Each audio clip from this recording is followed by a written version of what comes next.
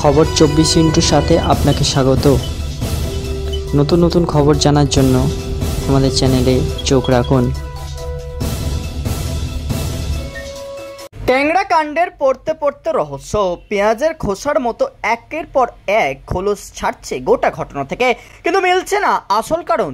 কেনই বা বাড়ির দুই বধূ মেয়েকে খুন করা হলো? সেদিন রাতে গাড়ি নিয়ে কোথায় বা যাচ্ছিলেন দে পরিবারের পুরুষ সদস্যরা? প্রশ্ন একাধিক, কিন্তু উত্তর অধরা। গতকালই ময়নাতদন্তে স্পষ্ট হয়ে গিয়েছে, গলা কেটে খুন করা হয়েছে দুই বধূকেই। অন্যদিকে খাবারে বিষ মিশিয়ে দিয়ে প্রাণ নেওয়া হয়েছে দে পরিবারের নাবালিকার। কিন্তু এমন কাণ্ড, সেই নিয়ে মেলেনি উত্তর, বরং জট কাটার পরিবর্তে তা আরও পাকিয়ে গিয়েছে বলেই মত পুলিশ মহলের। তাই এবার গোটা ঘটনার রহস্য ছেদ করতে বড় পদক্ষেপ নিতে চলেছে পুলিশ প্রশাসন।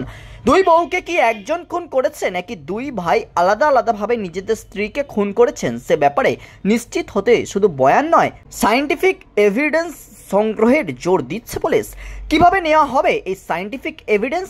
বাড়ির 3 তলার বিছানা থেকে উদ্ধার হয়েছে একটি রক্তমাখা ছুরি। সেটি ব্যবহার করেই দুই বধূর প্রাণ নেওয়া হয়েছে বলে সন্দেহ পুলিশের।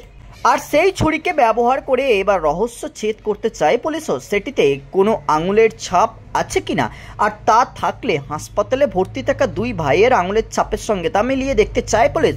হাসপাতালে ডাক্তারদের থেকে সবুজ সংকেত পেলেই শুরু হবে সেই আঙুলের ছাপ মেলানোর কাজ। এছাড়াও দে পরিবারের সেই মৃত নাবালিকার খাবারে কে বিষ মিশিয়েছিল সেই নিয়েও ময়নাতদন্তের রিপোর্ট হাতে দে পরিবারের ওই দুই ভাইকে জেরা করবে পুলিশ। ব্যুরো রিপোর্ট, খবর 24/7।